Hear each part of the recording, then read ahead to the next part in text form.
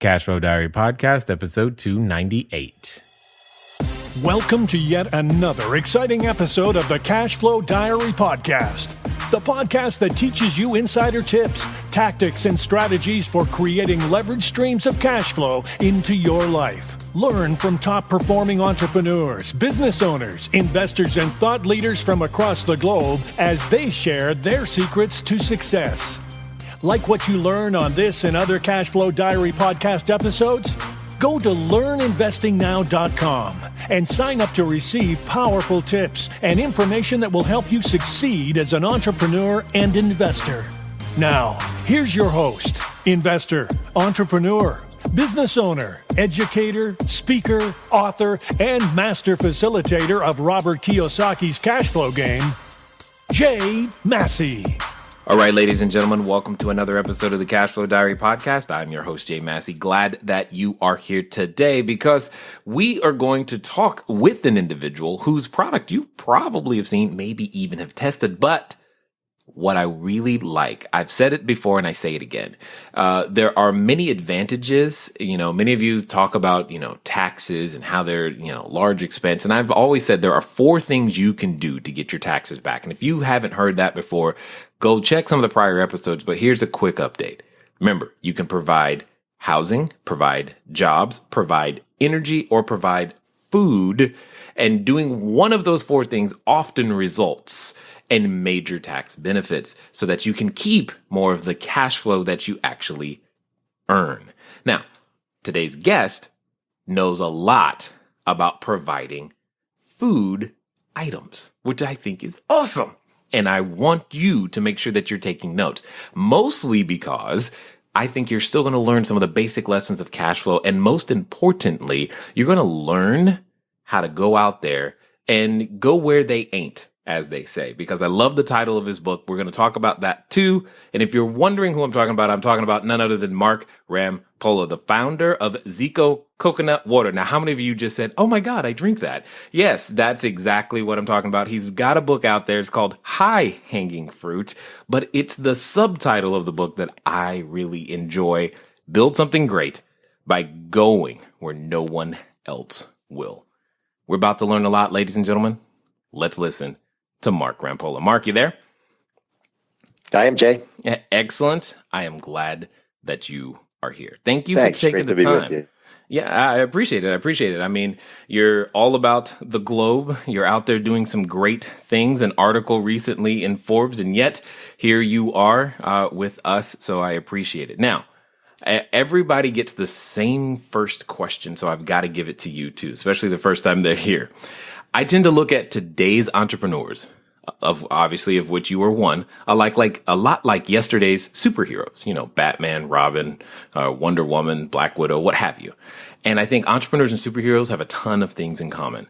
Occasionally we get dressed up, we put on capes, or at least we think we're wearing a cape as we go around and swooping and saving our customers from the evils and providing our products and services. But also, like superheroes, we have a beginning. Before, Wonder Woman was Wonder Woman, she was just a princess. Before Spidey was climbing walls, he was a photographer, just minding his own business. So what we want to know is before Zico, before the book, before articles in Forbes, before all of the things that even selling Zico to Coca Cola of all things, before all of that, who is Mark Rampolla? Wow, great question. But look, I think I was youngest of 6 kids in a big family, growing up in a working class community in Pittsburgh, about as far from coconuts as you can imagine. In fact, my sisters remind me that one day my dad came home with a mature coconut, not the kind we use for Zico, but a hard shell, hairy shell, and filled with meat and a little bit of milk. I remember to this day thinking there was a little man trapped in that thing because it looked like 2 eyes and a mouth. So I think I grew up with a fear of coconuts more than anything. And, probably maybe like Peter Parker as a photographer, one of the sort of most formative experiences in my life was as a Peace Corps volunteer. here in Central America right after college. So Wow. in no way did I ever expect I would be an entrepreneur of any kind, and certainly not a beverage or coconut water one. That's interesting. Okay. That there's so much in that journey that I want to know more about. So Sure. when it comes down to it, though, all of us have what I like to call a superhero moment. It's that moment from where we're starting, who we are, and then we realize we have a superhero ability that we want to actually share with others. Tell us a little bit about that transition for you. Yeah, I think that came for me when I first went to college, and I grew up in a family that just had nothing to do with business at all. My father was an engineer, my mother was a teacher and a counselor, and much more very, very socially active, but sort of no interest in business at all. And for some reason, I just loved it. I just was fascinated by it. But I was sort of conflicted because on the one hand, my family's talking about social justice and racial equality and economic equality and stuff like that. Yet I'm thinking, hey man, I want to go out and make some money and be successful in the world. It was during college. It was a gradual process. But where I finally started to say, you know what, I want to combine the two. I want to figure out how to be a part of driving big positive impact in the world through business. And really my whole life has been about that since I was about, 18 is, figuring out, is it possible? Where do I fit in? What role do I play? Because I've always felt like a little bit of an outsider in the business world, not having grown up in it, not having, I could barely, I barely had a clue what a dress shirt was. I just remember like not even, having khaki pants when all the other guys were, wearing khaki pants to interviews or something like that. So I never really felt like a business person. And yet in the sort of social impact world, I felt like I didn't agree with that whole world either. So I felt like a little bit of an outcast in both, but ultimately trying to reconcile those two worlds has, been the foundation of my life and my career. Mm-hmm. Well, and you bring up a great subject because I know many people, myself included, have been conflicted from time to time for why does it feel like? Because it can feel like the objective of making a profit is somehow counter to the objective of doing good. And yet there's a way to do good and do well simultaneously. My question then would simply become, how does that happen with water? Yeah. Well, I mean, it just seems interesting. Sure, counterintuitive. It totally does. And look, I think your question is absolutely the right one. And the decision to go into coconut water was a result of the decision to build a business that both made money and made an impact, right? And so I was brainstorming a lot of different ideas, but when I would put them against those screens, I'd say, oh, well, look, I could build a trucking business. There's a big opportunity for that in Central America. I can probably make a ton of money. But, is that really making the difference in the world, or the difference that I want to make in the world? And I go through that in quite some detail in my book about, the process I went through along with my wife, Maura, and some close friends and family. And, and ultimately realized, wow, the amazing thing about coconut water, and this is back in 2003, was realizing, and it's still to this day, most of what Americans drink is crap. When you think about most beverages, sugary sodas, artificial sports drinks, there's just so much garbage out there. And I don't blame that alone, but it certainly contributes to diabetes and obesity and bad teeth and all these things, are certainly affected by our diet, right?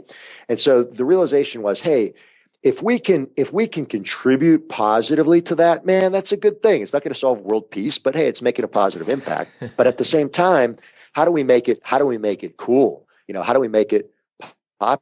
How do we make it mainstream? And so I think a lot of people that start out with good intentions wind up building, small niche kind of narrow businesses in service or products, where it's like, oh, I'm just going to build this cute little company or this great little product. It's going to be perfect, but is it really making an impact? My goal was to make that impact at scale, So literally from the beginning, the thought was, how do we build $1 billion, brand and multi-billion dollar category around this healthy, natural product?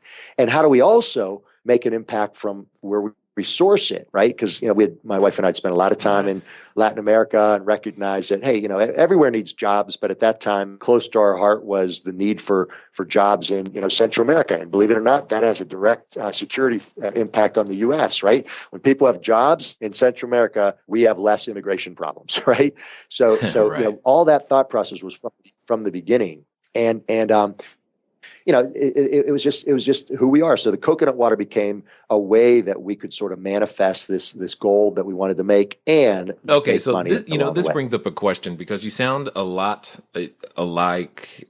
Some of the decisions you guys are making are very similar to how we made decisions as it relates to real estate. Because I've often told people that I don't necessarily like real estate. I like the benefits of real estate. I like being able to provide jobs and take care of people. I mean, if spoons could give the same benefits, I'd be doing spoons, but spoons don't. Is that similar? Okay, I was going to say, is that similar to what you're talking about?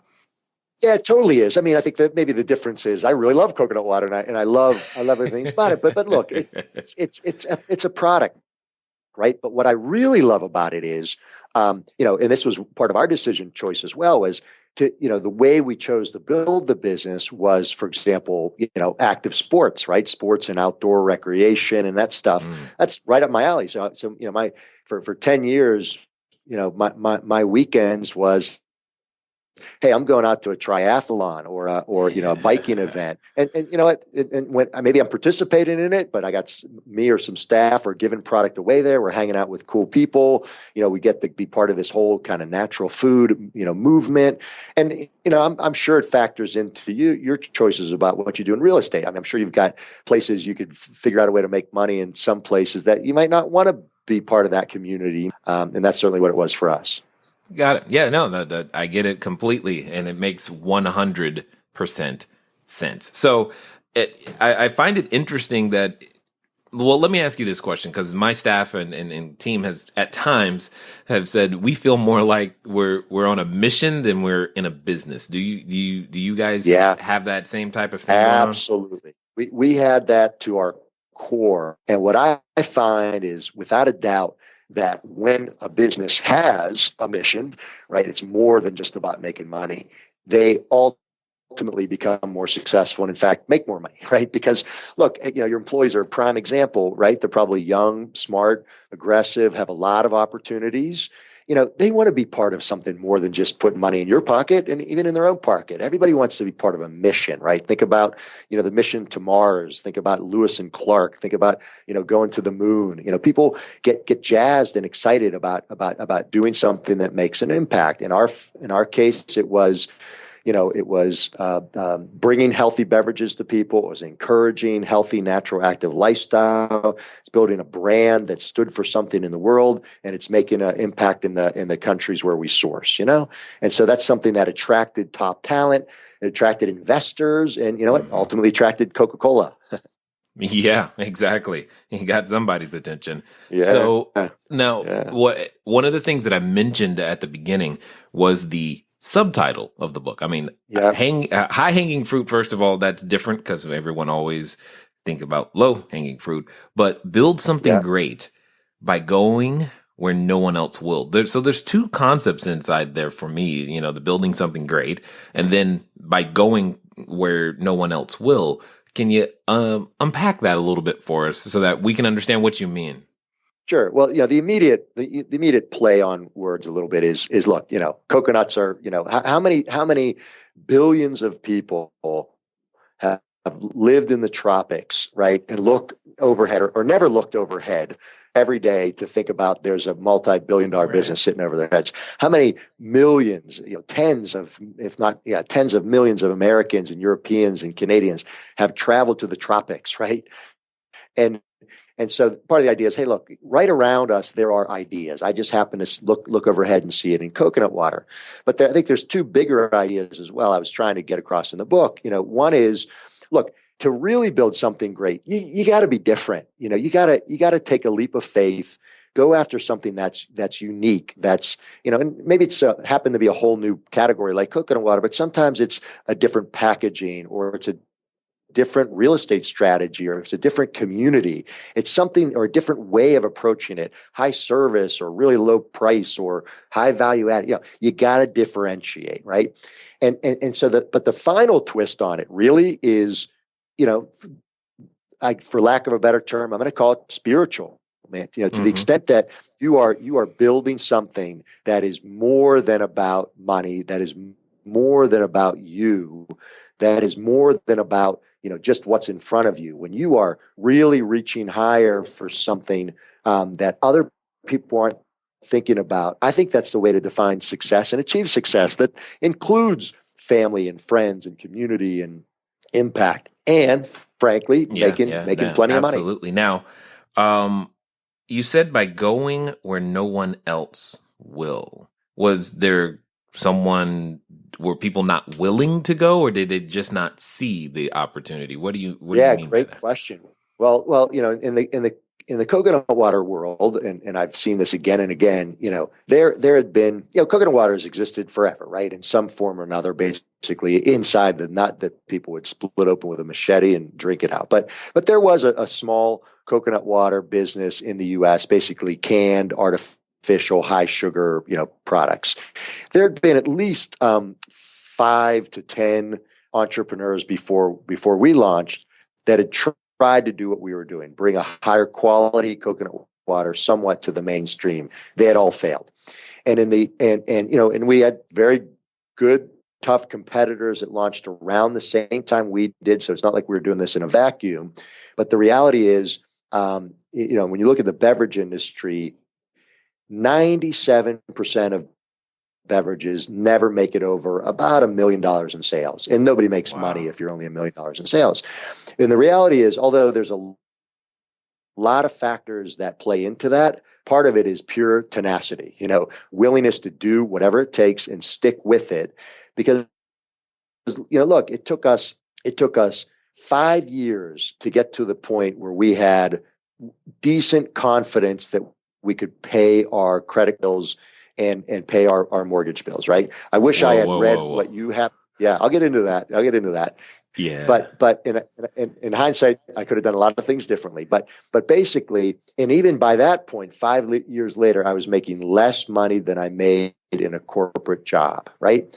But after that, it was really a full 9 years until we really started to see a really, really good financial return. How many people are willing to wait that long? And so part of it is sometimes if you really, really want to go after something, then you're going to go after it until you win, and that may take a decade or more. Okay, this is awesome. So you just said something. You said a lot of things that I think many entrepreneurs of all sizes and ages need to hear, because there can be the perception that, oh man, in 6 months from now, everything's going to be great, and they just started today. That's right. You said nearly a decade.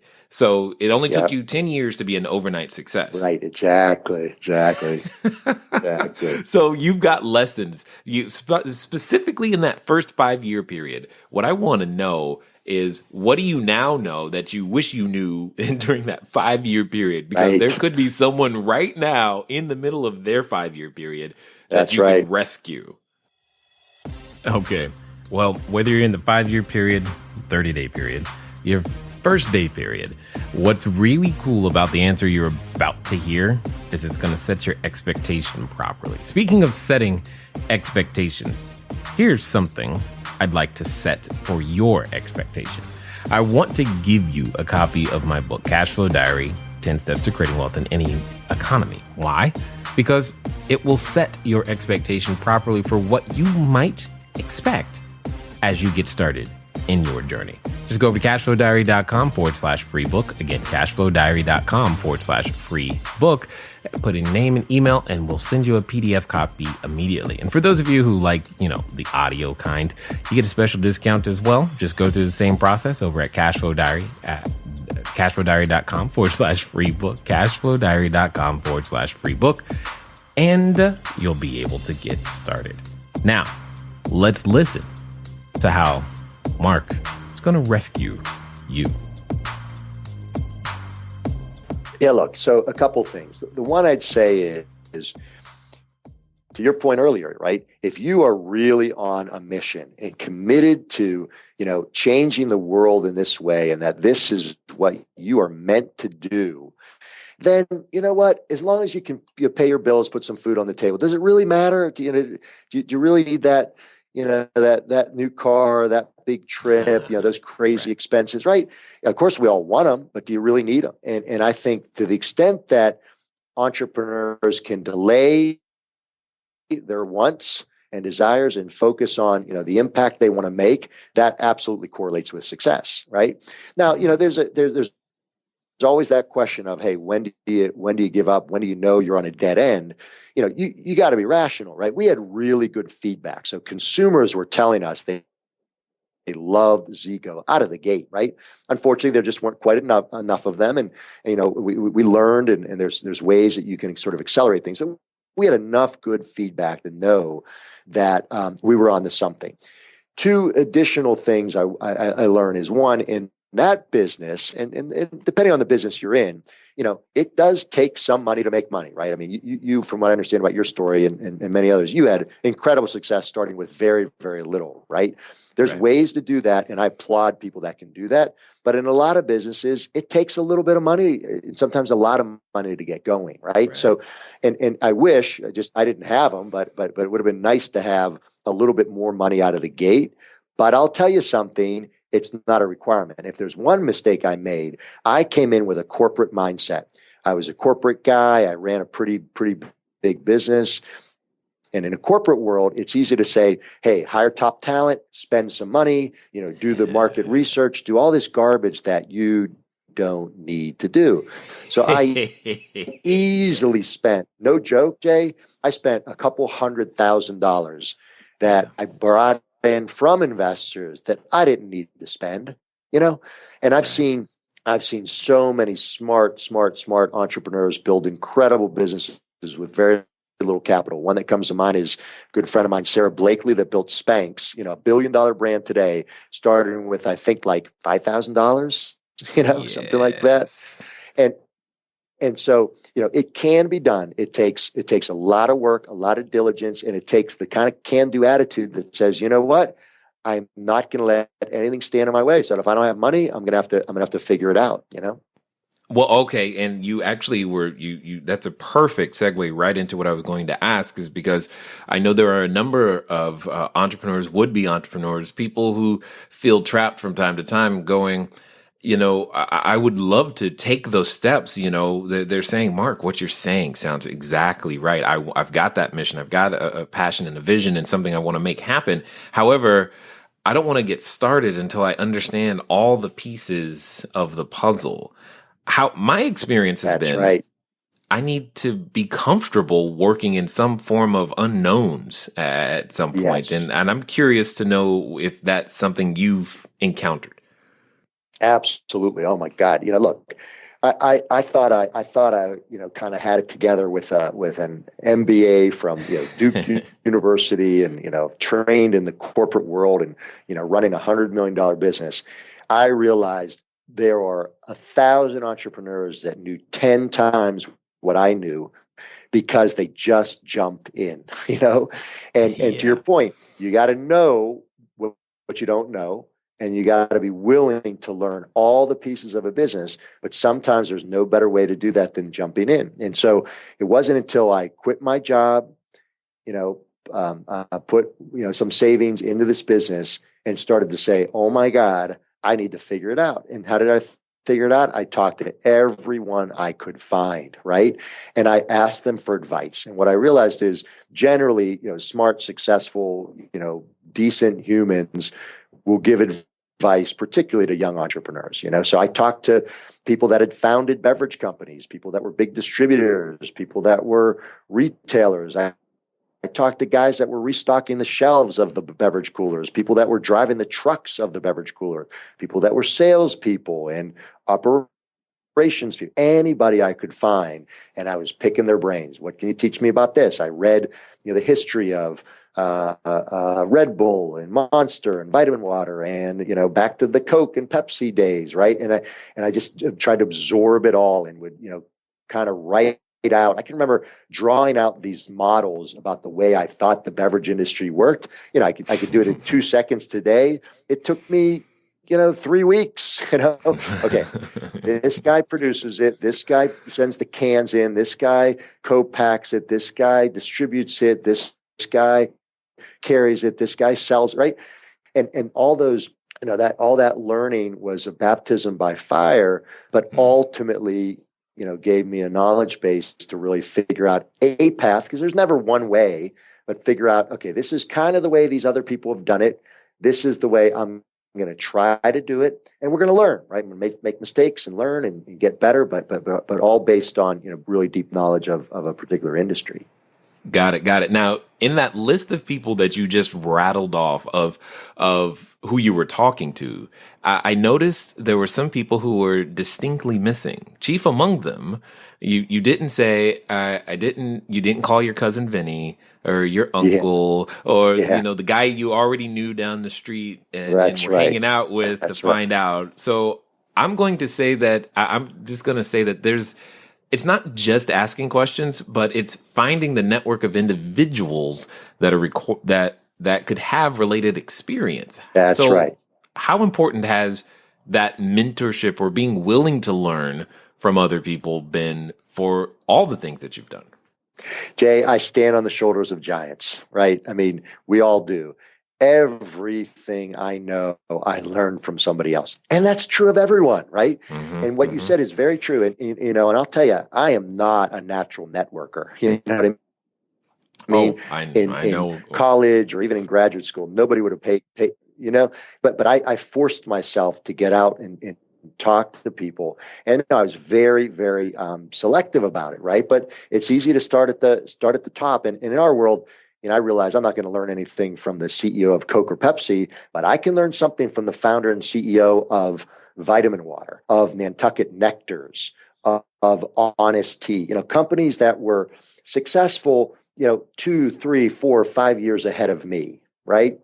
And I found founders were ones that were really happy to help and super helpful. And then I would talk to their VP of sales and their VPs of operations. And it turns out, not a lot of people are going to the founders and CEOs all the time. But, I found a guy that was, head of sales for a region of a beverage company. Man, I bought him lunch, I bought him a coffee, I sent him a wonderful thank you note, and found that those sort of loose connections, in a way, are the ones that are the most powerful. Got it. So here's a question. Walk me through the day that you get a call and Coca Cola is like, we're interested. Yeah.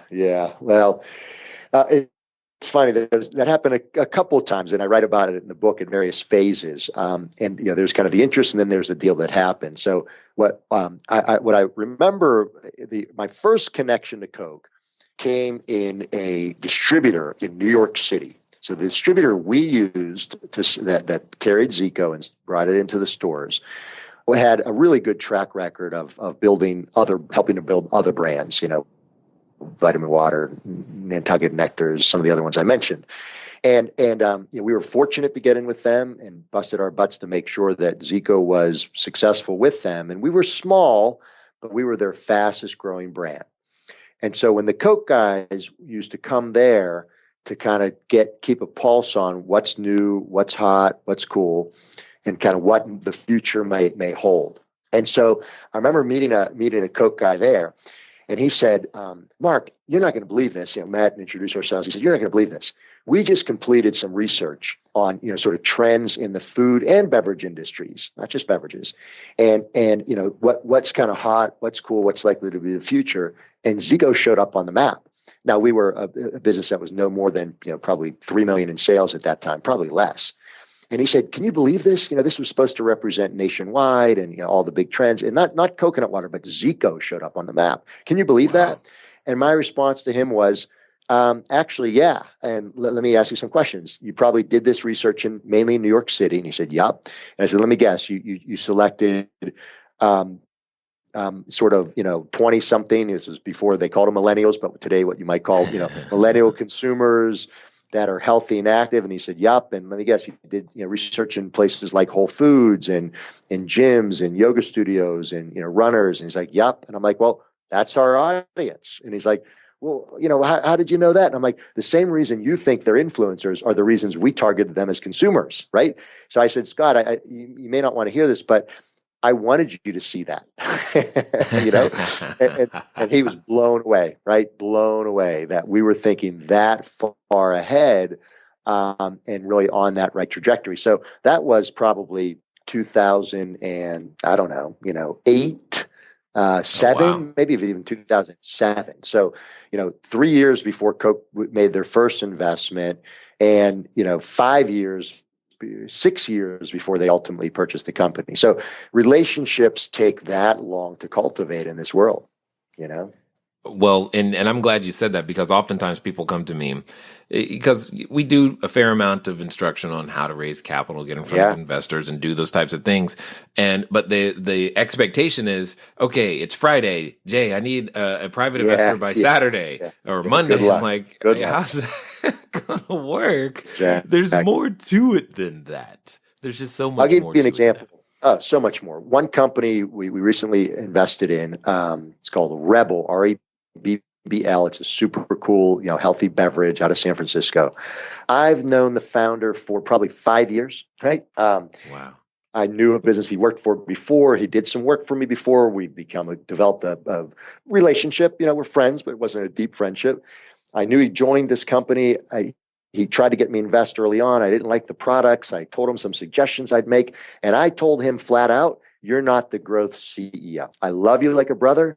You're a genius, but you are not a growth CEO. Go find a growth CEO and call me. Well, you know what? This guy comes back, tweaks the formula, builds an even better brand, goes out and gets one of the best people I've ever met as a CEO for a business like this. And I'm like, where do I sign? Oh, and by the way, he has other investors lined up. Then he calls me and tells me there's an opportunity to invest, and we're in, right? It takes a long, long time. And it's the entrepreneurs that, they're going to figure it out, right? If somebody's going to come to me and think I'm going to solve their problems with a check, forget about it. I want to know that they've got the ball. They've got it under control. And I'll help when I need to, and I'll help a lot. But I want to know that I've known an entrepreneur for a while. I know 20 people that know them. They've got a great relationship. Because my view as well is, look, businesses fail all the time, right? So if this guy's business fails, so it fails, right? We failed together. But I believe he's going to start something else. And I want to be there for him. So it's a long life. It's a long career. It's a small world. And so I think, you got to build those relationships. Yeah. For the long term. Got it. Now, you mentioned something really quickly, and I don't know if everybody picked up on it. You said a company that you recently invested in. So obviously, as you said, Coke eventually, you've exited from Zico. So what have you been up to now? Yeah, so Coke purchased all of Zico at the end of 2013. I was sort of planning for my exit from well before that. I mean, my personal goal was to build the business to a point. 10 years was kind of my personal goal, and it was nine and a half years. And I'm a believer sometimes in closing one door to see what else opens up. And so, decided it was time to walk away, but had brought in a number 2 from Coke that worked with me for years, so the business was in good hands. So I started doing a little bit of angel investing. I thought it was just going to be for fun, kind of on the side while I took a break and figured out what was my next project. Mm-hmm. But in fact, I realized I loved it. I loved kind of finding, entrepreneurs, vetting ideas, debating ideas, being an investor and an advisor, and frankly, not having all the responsibility of running the damn thing and being able to, play that sort of role. And I also started to have some people I knew in the industry that wanted to follow along, previous investors in Zico that wanted to follow along. And so I thought, well, what do you do if you want to be a professional investor and have people be able to contribute to that? Well, it's called a venture capitalist, Yeah. So I never in my life dreamed I'd be a venture capitalist, but here I am, so I have this with some partners, have a $42 million investment fund called Power Plant Ventures. And, our premise is that, we're going to help to transform our multi-trillion-dollar global food system to deliver better health in more ethical and sustainable ways. And we're trying to find, fund, and help scale the best entrepreneurs in the world. Well, and this is good because it's a timely topic. And I know, for example, there's one of our Cashflow Diary members who is in the agricultural space down in San Diego. And hopefully cool. he picks up and is listening to this particular episode. But it sounds like that the two of you are peas made in a pod, because he's always talking to me about, I'm like, I know nothing about food, man, but I get it. I get that it's great, but I can't help you. But it sounds like you're not only just investing money, but it sounds like you're also investing time with these early stagers. Is that correct? Absolutely. Yeah. I mean, look, this is a commitment my partners and I have made to, the way we want to contribute to the world. And so I at any one time, I'm probably helping, advising, talking with, I don't know, 30, 50 entrepreneurs. We've invested in, and that's at any one time, it's probably, a couple hundred over the course of a year. We've invested in, 8 companies. So if somebody's got a real commitment to make a positive impact in the world, and I can be of help, I want to be of help. Sometimes it's 5 minutes, sometimes it's 5 hours. But the companies we invest in, we go deep. We want to empower the entrepreneurs. We don't want to run the companies. But if we need to step in and help them think about branding or strategy or team building or hiring a key executive or, entering a new channel of business or a product line, we'll dive in anywhere and everywhere to help. And I think that's what good investors do. Agreed 100%. So I've got a question for you that'll be the final question. But before we get to that, I know that a number of people have been listening and they're intrigued by the story. A number of them probably drinking Zico as we're talking, because they're on the treadmill right now. Right. So, but for those that want to find out more, either get a copy of the book or find out more about what Power Plant's up to, what's going to be the best way for them to track you down? Sure. Yeah, I am a terrible social media guy, but I'll give you a couple options. One, the book High Hanging Fruit, you can order on Amazon or any of your other favorite booksellers. It's available pretty much everywhere. You can Power Plant Ventures. We're just getting a website up and running because we just got the fund up. So I think there's a placeholder at powerplantvc.com. I am LinkedIn is probably the best place to get me. Just Mark Rampolla. You'll be able to, not too many of us in the world are online. Me there. I'm not great at getting back on email, but I welcome anybody that's interested in the space, especially, and just anyone to reach me at mark@powerplantvc.com. Excellent. Okay, so now I've got to ask the question. So, many people are listening. They want to become an entrepreneur. They want to take their business to the next step. Maybe they're, trying to make that pivot, but whatever they're doing, here's what I know.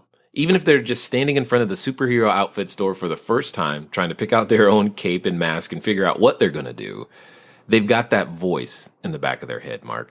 And it's a voice that I know you've done battle with time and time again. It's that voice that comes up every time we want to reach for that something that is great.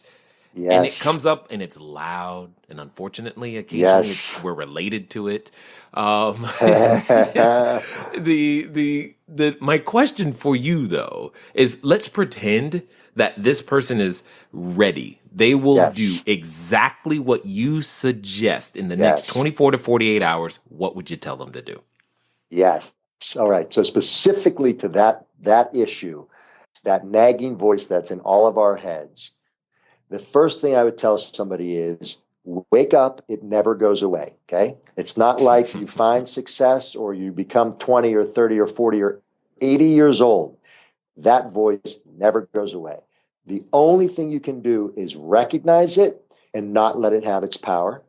And I found one particular technique to be very helpful in that. And it's called limiting beliefs. I stole it from, I think it's Jack Canfield, an old time, self-help guy. Anyway, the technique is you physically write them down and you rephrase them and you turn them into powerful drivers. So for example, mine was, I'm not really an entrepreneur. I'm a corporate guy that has nothing to do with entrepreneurs. I don't really have the energy and drive. That was my limiting belief. It's nagging voice in my head. Wow. I write it down, and I wrote down that I still keep with me and have them around, and handy. Wow. But I would turn that around and say, I am so blessed and so fortunate to have the energy and drive, and I've shown that again and again that I have that drive. Maybe it's not as much as other people have, but it's more than enough that I need to get this job done, right? Wow. One of my limiting beliefs was, how could I want more? I'm so happy already. I'm successful. I'm blessed. I come from a great family. I must be a greedy son of a bitch to want more, right? Wow. And I switched that around to say, you know what? I am so happy that I am, right, living in the present, even when I didn't have this. I'm so fortunate to be a generous, contributing person of means and fortune and abundance. And I'm so happy to prove that you don't have to be a jerk when you're well off, Yes. And so physically going through the exercises of writing those things down and reframing them and coming back to them all the time was super, super important for me and still is to this day. Wow. You saved the best for last there, sir. I totally appreciate everything that you've shared with us here. Well, you're the only one that's ever asked me that question, and I think it's one of the most important questions. Yeah. It takes I don't know, it could take us out. It stops, it could stop a great product, any product or service from coming to the market or stepping into the greatness that I think we were all born to be. Absolutely. I love it. So I appreciate, though, everything that you've shared with us today. And I definitely appreciate you taking the time and continuing and now passing it on by helping those lessons learned and investing in other entrepreneurs to help them do the same. And I thank you for sharing your wisdom here with us at the Cashflow Diary. Well, it's my pleasure, Jay. And I appreciate what you're doing. Because I'll tell you, just even the word in your title, cash flow, that's one thing every business person needs to understand. And so few really do, for their business and for life. So I think it's a good message. Awesome. All right, ladies and gentlemen, you know what time it is. It's time for you to move at the speed of instruction. I know this. Some of you have that nagging voice, and I think we just heard one of the best answers and solutions to it. So what should you do? Recognize it and not let it have its power. Ladies and gentlemen, it's been fun talking to you today. I look forward to talking to you soon. Until next time.